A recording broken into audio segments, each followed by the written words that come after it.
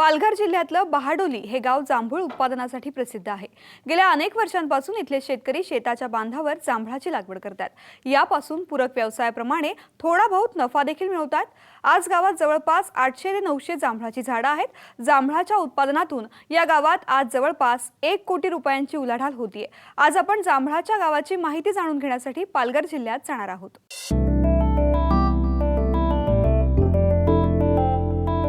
पालघर शहरापासून पूर्वेकडे 18 किलोमीटर अंतरावर बहाडोली हे गाव। जांभळाच्या झाडांसाठी कधी काळी हे गाव प्रसिद्ध होतं। बहाडोलीच्या गावकऱ्यांनी आपापल्या शेताच्या बांधावर असलेली जांभळाची झाडं टिकवून ती जाणीवपूर्वक वाढवली। यामध्ये कृषी विभाग तसंच विद्यापीठाच्या यंत्रणेकडून प्रोत्साहन देखील मिळालं। आज याच गावाला जांभळाचं गाव म्हणून एक वेगळी ओळख मिळाली आहे। आमचं बहाडोली हे गाव वडिलोपार्जित जांभूळ शेतीला जोडधंदा जांभूळ म्हणून आहे। आमच्या गावामध्ये सरासरी 300 ते 350 कुटुंब आहेत आणि ह्या कुटुंबांमध्ये आज मितीला 900 ते 1000 झाडं ही फळं देणारे आहेत आणि त्यामध्ये ह्या झाडांमध्ये वेगवेगळ्या प्रकारची झाडं आहेत। लहान झाडं, मध्यम प्रकारची झाडं आणि जुनी झाडं। सरासरी एका झाडामागे 30 ते 35 हजार रुपये एक महिन्यामध्ये हे झाड कमाई करून देते। अशा रीतीने आमच्या बहाडोली गावामध्ये शेतीसाठी हा एक पूरक असा जोडधंदा राहिलेला आहे।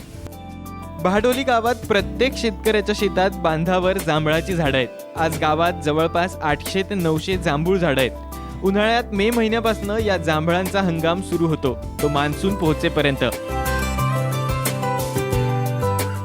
आमच्या गावामध्ये जांभूळ गाव म्हणून हे बहाडोली गाव फेमस प्रसिद्ध आहे आणि इथे जर आपण रोप आज मितीला लावलं तर 6 ते 7 वर्षाने फळ देण्यास झाड सुरुवात करते। आमच्या ह्या बहाडोली गावामध्ये आजच्या मितीस 900 ते 1000 झाडं आहेत आणि प्रत्येक झाडाला सरासरी उत्पन्न 25 ते 30 हजार आहे। जांभळाच्या झाडांचं व्यवस्थापन इतर पिकांप्रमाणे फारसं अवघड नाहीये।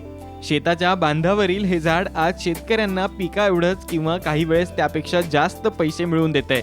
जांभळाच्या एका झाडापासून अंदाजे 80 ते 90 किलो उत्पादन मिळतं, तर एक झाड जवळपास 20 ते 25 हजार रुपयांचं उत्पन्न मिळवून देत असल्याचा बहाडोलीकरांचा अनुभव आहे।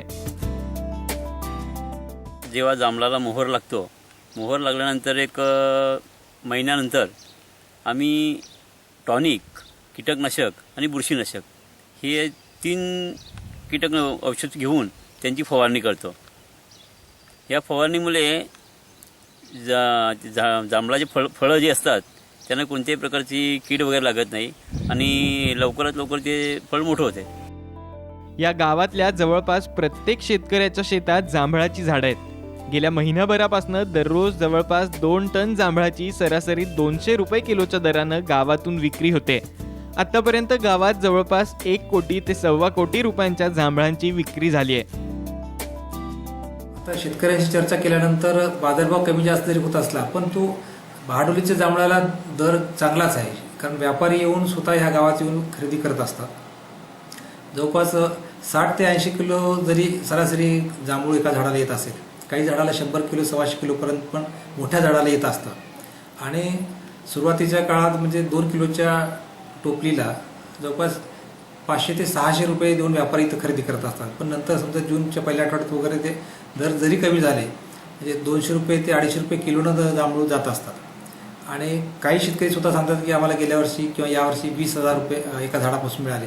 20 ते 25,000 रुपये मिळणारे पण शेतकरी सांगतात। सरासरी 15 ते 20,000 एका झाडापासून उत्पन्न बऱ्याचशा शेतकऱ्याला इथं बहाडोलीतील शेतकऱ्याला मिळत असतं। जांभळाची काढणी योग्यरित्या करून ती विक्री करणं हे तसं खूप कौशल्याचं काम। या कामातूनही अनेकांना रोजगार मिळतोय।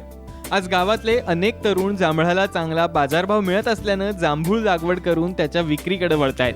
विशेष म्हणजे सरकारनं पिकांच्या महोत्सवाप्रमाणे जांभळाचा महोत्सव भरवावा अशी मागणी इथले शेतकरी करतायत। त्या शासनाने जसं नाशिक द्राक्षांसाठी बाजारपेठ केली तसे आमच्या बहाडोली गावामध्ये जर बाजारपेठ केली जांभळांसाठी 1 ते 1.5 महिना, तर आमच्या शेतकऱ्यांसाठी खरोखर मोलाचे सहकार्य होईल सरकारचं। आणि अशी परिस्थिती बाजारपेठ केली तर आम्हाला कुठे जायला नको आणि प्रत्येकाला फ्रेश माल देता येईल जाग्यावर बसून। जांभूळ महोत्सव दरवर्षी भरायला पाहिजे इथे। कृषी अधिकाऱ्याने लक्ष द्यायला पाहिजे. किती वर्ष जांभूळ महोत्सव भरला इथे? 3 वर्षे भरली फक्त, नंतर कधी शासनाला लक्षच नाही दिलं. आज जर लक्ष दिलं आमचे इकडचे शेतकरी खरोखर सुखी होतील आणि गरीब लोक सुखी होतील.